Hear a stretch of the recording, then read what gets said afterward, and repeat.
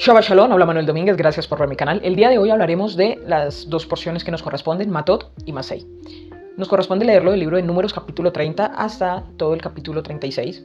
Y estas porciones que significan Matot, que es tribus, y Masei, que es viajes, hablan de gran cantidad de cosas porque son dos porciones que, claro, las unimos teniendo en cuenta que para que se acoja el ciclo de la Torá y se acoja ese ciclo de lecturas, en algunos años se unen unas porciones o en otros años no, dependiendo cómo caigan las fiestas y dependiendo cómo ya se esté dando el calendario, pero se ha determinado que algunas porciones se unen, otras porciones no, dependiendo de si el año es bisiesto o no.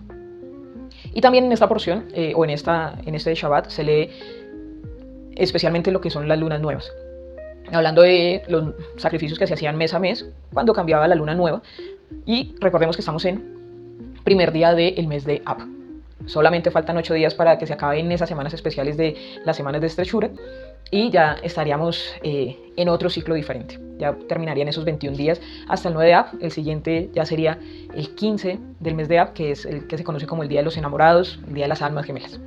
Pero en estas porciones, ¿qué podemos ver? Los votos, podemos ver la guerra de los madianitas, podemos ver la petición que hace Rubén y Gad de quedarse antes del Jordán, y bueno, al final termina quedándose media tribu de Manashe también.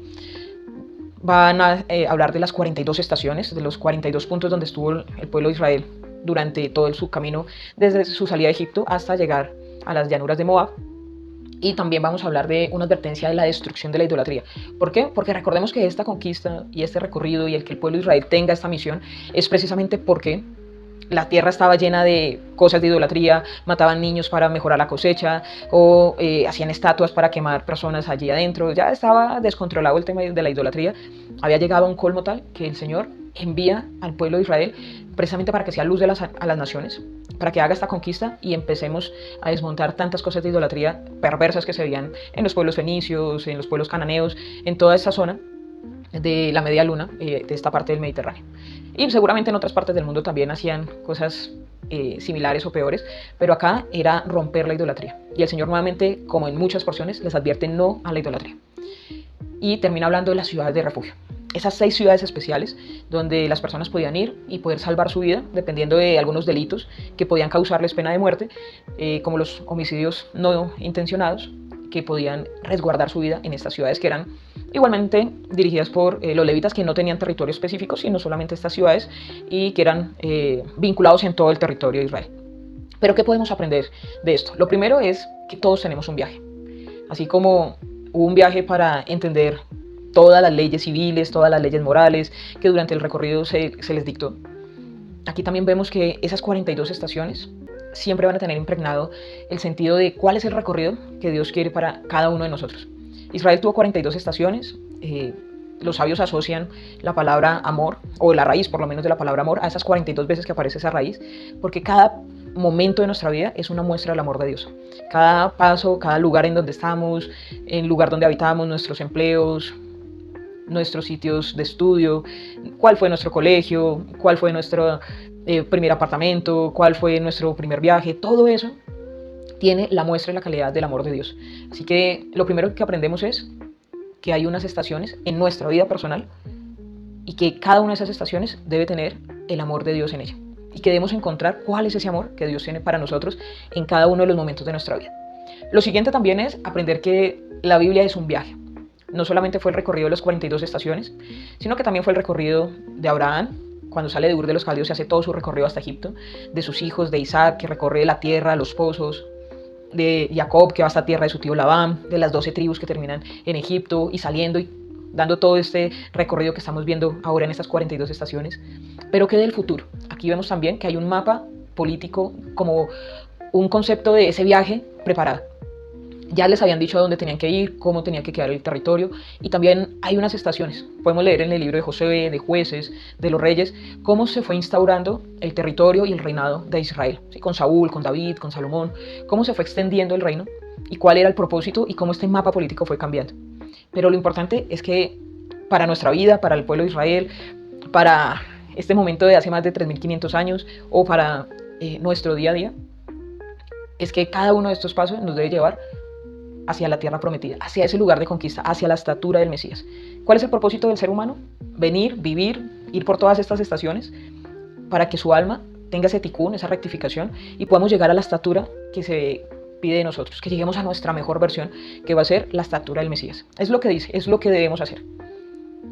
Y precisamente pues me parece curioso que aquí aparezca que sean 6 ciudades de refugio, porque sabemos que el número 6 son las 6 sefirot emocionales, esos 6 sentimientos primordiales de el Gesed, Geburah, Tiferet, Nesach, Hod, Yesod, que de hecho estos 6 es lo que nos llevan hacia la materialidad, que es Malhut, hacia poder llegar a la tierra prometida. De hecho acá también hablan de las leyes de la herencia, y sabemos que hay unas leyes de cómo se iba a repartir la tierra, de cómo físicamente iban a tener estas bendiciones, pero sin embargo tuvieron 6 lugares especiales para poder resguardarse en ciertos casos, para poder aprender de los levitas, para poder tener un refugio. Y seguramente esto tiene una asociación perfecta con lo que es cómo nos resguardamos nosotros dentro de nuestras emociones, cómo corregir las emociones y tener un lugar en el cual llegar y reposar para que ese flujo de bendición pueda llegar a nuestra vida. Es una gran bendición, porque entender que hay 6 ciudades de refugio también nos hace entender que el Señor nos ha preparado lugares donde, a pesar de nuestros errores, podemos descansar. A pesar de que somos perdonados por Dios, podemos evitar que el vengador de la sangre llegue a nosotros. Hoy día, ¿cómo lo podemos decir? Nuestra ciudad de refugio, nuestra fuerte roca, nuestro cimiento es Yeshua HaMashiach. Jesucristo, si le quieres decir, Jesús de Nazaret, como lo quieras hablar, porque Él murió para que toda la humanidad no muriera. Él murió para que el vengador de la sangre no viniera por nuestra vida. Si nosotros podemos vivir es gracias a que alguien ya no está reclamando nuestra sangre por nuestros errores anteriores.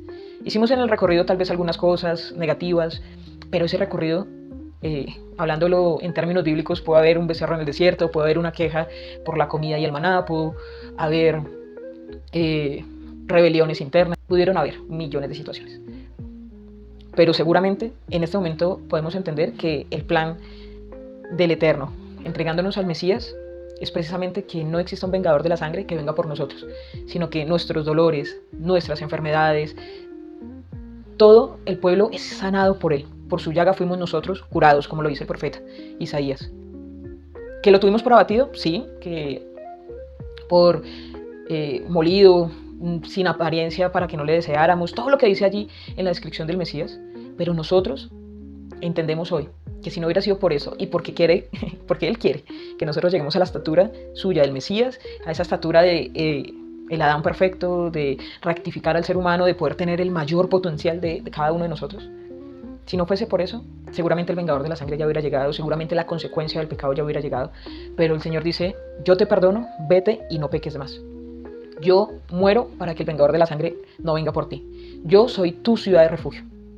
Y así mismo podemos estar entrando confiadamente ante el trono con acción de gracias y diciendo, el que es limpio de manos y puro de corazón, que podamos acercarnos al trono de la gracia sin expectación de juicio ni de ninguna contienda ni que Dios nos vaya a castigar. Más bien entendamos que el Señor es amor en cada una de nuestras jornadas y que de ahora en adelante, si ya te ha perdonado, vete y no peques más. Sé mejor, sé luz, haz que este planeta tenga más brillo, sé sal y luz de la tierra. Shalom a todos.